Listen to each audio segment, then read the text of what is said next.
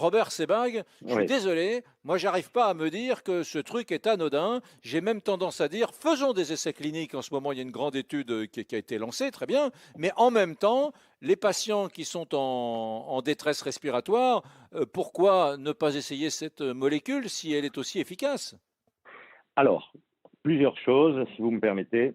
D'abord, j'ai entendu beaucoup d'inexactitudes. Quand on parle de la chloroquine, il y a deux médicaments. Il y a la nivatine, qui est de la chloroquine, et il y a le plaquenil, qui est de l'hydroxychloroquine, un Hmm. petit peu de la même Chloroquine. famille.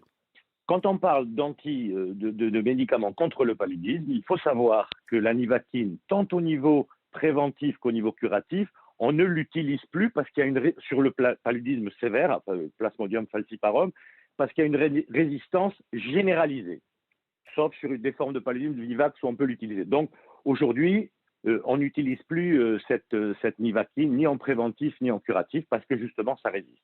Et puis vous avez cet autre médicament qui s'appelle le plaquenil, qui est enregistré en France, qui a l'autorisation de mise sur le marché et qui jusqu'à maintenant, ses indications précises étaient sur la polyarthrite rhumatoïde et sur le lupus.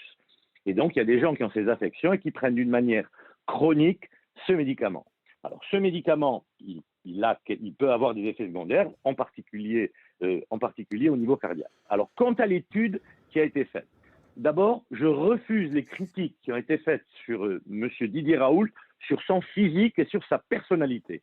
On n'est pas là pour le juger parce qu'il ressemble à un barde. C'est pas du tout un charlatan, c'est pas du tout un gourou. Je le connais personnellement. C'est un grand chercheur. Tu l'as rappelé, Eric, qui a publié énormément de choses, qui a travaillé en Afrique sur les maladies tropicales, qui a apporté beaucoup de choses sur les rickettsioses, une autre maladie tropicale. Donc, moi, je veux réagir sur le fond. Qu'a fait le professeur Raoult? Le professeur Raoult, il a pris des informations sur ce qui se faisait en Chine, mais il a lui-même mené avec l'hydroxychloroquine, donc ce plaquenil, il a mené un essai certes sur peu de patients, mais qui a montré qu'il y avait quand même un signal, même si on peut critiquer le biais, les inclusions de patients, ça a montré quelque chose. On est dans une maladie avec le Covid-19 où on n'a rien, où on n'a rien. Donc, mon approche de médecin de terrain, alors bien sûr que la science, il y a des normes à respecter au niveau des essais cliniques, mais si on fait un électrocardiogramme parce qu'il peut y avoir une toxicité cardiaque avant et prescrire ce médicament à ces posologies, on sait que les risques d'effets secondaires ne sont pas très importants, pourquoi pas? Pourquoi pas? On n'a rien d'autre. On n'a rien d'autre. Hmm. D'un autre côté, pour être tout à fait rationnel, il y a un essai Discovery qui a débuté sur 3200 personnes, dont 800 en France, où il y aura un bras, il y aura un groupe avec cette hydroxychloroquine. Et l'autre point, et là je pense qu'il faut absolument, il ne faut pas que les gens se précipitent dans les pharmacies parce qu'il va y avoir une rupture de stock et les gens qui ont besoin de ce médicament parce qu'ils ont un lupus, une polyarthrite rhumatoïde, ils ne vont plus en trouver, alors que pour eux c'est extrêmement important. Et l'autre point, ne vous précipitez pas sur Internet pour trouver ce médicament parce que vous risquez de tomber sur des faux médicaments, des faux plaquenil, des faux hydroxychloroquines qui peuvent être extrêmement, extrêmement toxiques. C'est tout le problème de la contrefaçon des médicaments. Donc voilà où on en est aujourd'hui. Je refuse les critiques qui sont faites eu égard à la personnalité du professeur Raoult. Il a fait un essai. Je pense qu'il va d'ailleurs publier prochainement de nouveaux essais à plus grand nombre. Et on l'a critiqué aussi parce qu'il a osé dire ce que nous avons dit, Eric et Laurent, depuis longtemps, c'est l'absence de tests que nous n'avons pas fait en France. Il l'a dit. Hein. Alors, d'autre part, on dit qu'il a claqué la porte du conseil scientifique. Il n'a pas claqué la porte, il a dit qu'il ne se présenterait pas, mais il a bien précisé qu'il ne démissionnait pas de ce conseil scientifique. Voilà ce que je voulais dire. C'était important de remettre les choses à leur Je, place. je- je rappelle, Et, je, et, je- je et rappelle qu'il a eu le Grand Prix INSERM 2010 oui, bien pour sûr. l'ensemble de sa carrière, qu'il a décrit, comme tu le disais, avec une équipe pour partie fidèle depuis 35 ans, des virus très complexes comme des virus géants, bon bref, qu'il a identifié plus d'une centaine de nouvelles bactéries pathogènes. Donc c'est une vraie pointure que ce Didier Raoult, Et je voudrais 68 ans, dire, néo-zélandais. Eric, dans mon service à la Pitié-Salpêtrière, il y a un édito ce matin dans les Échos d'Alexandre Ivreux, un de mes confrères, et je sais qu'on l'utilise chez certains patients On n'a rien d'autre aujourd'hui, avec beaucoup de précautions. On fait un électrocardiogramme, on voit s'il n'y a pas de contre-indication. Donc voilà où on en est aujourd'hui. Il faut arrêter cette polémique, puis on verra, parce que dans moins de 15 jours, on aura des résultats beaucoup plus importants, beaucoup plus complets suite à cette étude Discovery, et on dira, ben, ça affirme, ça infirme, mais s'il vous plaît, arrêtons.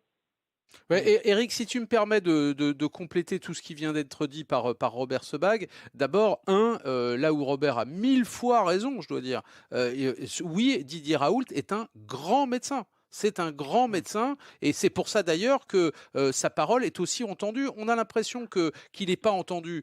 C'est vrai qu'il n'a pas convaincu tout le monde à cause de son étude et des conditions dans lesquelles elle a été faite. Mais pardon, Didier Raoult a été parfaitement entendu. J'en veux pour preuve que le ministre de la Santé, sur la foi d'un collège de scientifiques, a autorisé l'utilisation de ce médicament pour les personnes qui sont en situation grave et sur décision collégiale et à l'hôpital. C'est bien la preuve qu'il a été entendu. Preuve qu'il a été entendu, on a rajouté dans cette fameuse étude Discovery qui devait comporter 4 bras, un 5e bras où on va étudier l'hydroxychloroquine. Heureusement, c'est du jamais. Eric, oui, attends, laisse-moi finir. C'est du jamais vu. C'est du jamais vu qu'un produit soit introduit dans un protocole international avec autant de patients en quelques heures, en quelques jours. C'est du jamais vu. Donc déjà, ce qu'on devrait conclure, c'est que Didier Raoult, il est entendu. Il a peut-être pas convaincu tout le monde, mais il est entendu. La deuxième chose que je voudrais dire quand même, c'est qu'il y a effectivement ce produit, et puis il y a aussi ce qu'il a dit. Il a appelé des gens à venir se tester à l'hôpital de Marseille. Et là, c'est toute la limite du sujet.